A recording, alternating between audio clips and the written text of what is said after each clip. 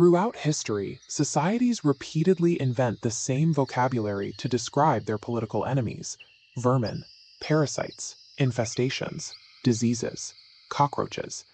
These labels rarely stem from disagreements over tax rates or infrastructure. They surface when political conflicts become battles over tribal identity. Adopting the language of infestation is a psychological mechanism. It is the initial step a society takes towards fracturing a shared reality, stopping the process of seeing opponents as people and making them easier to hate. Young citizens are dealing with high unemployment, inflation, and delayed examination results stemming from severe controversies like the NEET paper leaks. When the core promise of a democracy, that education leads to stability, is broken, it generates deep economic anxiety and anti-establishment frustration. The tipping point is often symbolic. During these protests, the Chief Justice of India referred to unemployed youth and activists as cockroaches and parasites. Powerful institutions communicate profound disrespect by casually labeling vulnerable citizens. Ordinarily, insults are meant to shame, but groups often take words intended to humiliate them and transform them into symbols of solidarity. By openly embracing the label of the cockroach, marginalized citizens strip the insult of its power, forging a unified identity built on resilience and survival. Every strong identity movement creates an immediate reaction. Supporters of the establishment formed their own counter-narrative, using the imagery of a popular insecticide brand. They interpret the opposition's new identity as an actual pestilence, reacting with moral disgust and an explicit desire for pest control.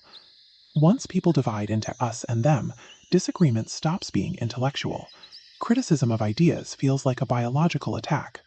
Both sides become convinced they are protecting something sacred, degrading political debate into a narrative of literal extermination. Economic instability, institutional failures, and rapid cultural change place an immense cognitive burden on the human brain. This uncertainty creates anxiety, and anxiety demands a clear explanation. When problems become too abstract or difficult to solve, the mind searches for a visible target. Psychologists call this scapegoating.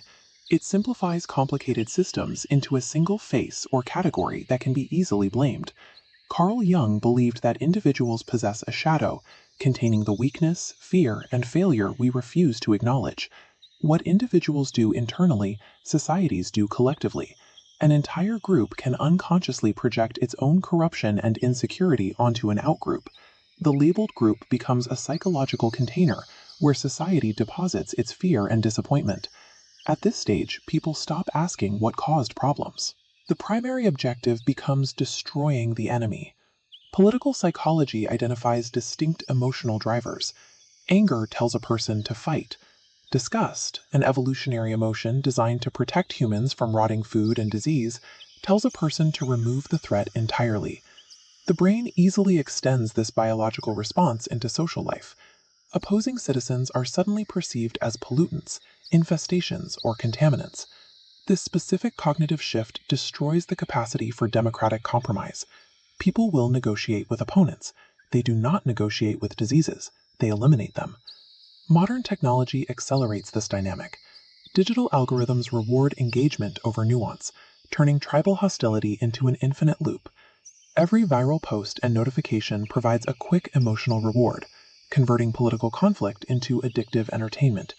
A meme can travel farther in 1 hour than a policy discussion travels in a year. The infrastructure of social media ensures that mocking and defeating the opposing outgroup becomes the most highly rewarded action in society. When citizens repeatedly face systemic failures, they experience learned helplessness. They unconsciously adopt the belief that meaningful, real-world action is impossible. Satirical digital movements and meme politics fill this void. Posting, sharing, and reacting provide a quick dopamine hit. It offers the emotional relief of activism without requiring the sustained, concrete work needed to actually fix unemployment or education crises. Established politicians quickly step in to co-opt the momentum. By adopting the viral satire, existing political elites capture youth attention and electoral metrics, while the underlying systemic rot remains completely untouched. a society can become highly expressive without becoming effective. By confusing digital expression with actual transformation, an entire generation feels politically active while remaining completely politically powerless.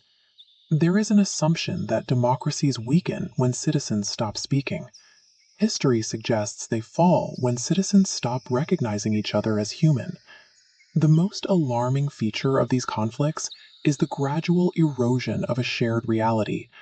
Disagreement turns into disgust, criticism dissolves into dehumanization, and democratic norms collapse. Democracy depends less on elections than on psychological restraint. It requires the willingness to coexist with people we deeply dislike. Every generation believes it would recognize the warning signs of dehumanization, but under the right conditions of economic anxiety and fear, almost anyone is capable of looking at another human being and seeing a pest.